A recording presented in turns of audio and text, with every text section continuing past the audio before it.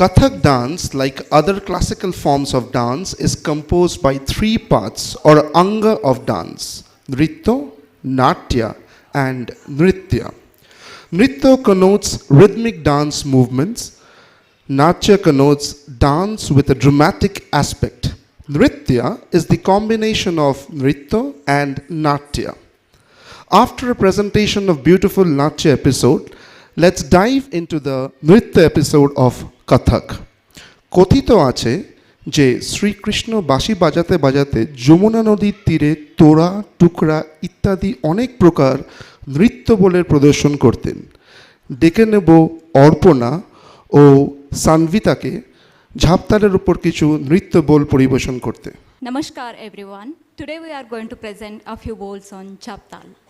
These are composed by Padma Vibhushan Pandit Birju Maharaj Ji, recited by Srimati Vidushi Shashwati Sen, who is Birju Maharaj Ji's disciple, and these are choreographed by our own Guru, Srimati Trisha Das.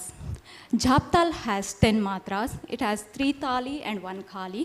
It is a Vishamapadi tal, and it is shown as dhi na, ti na, ti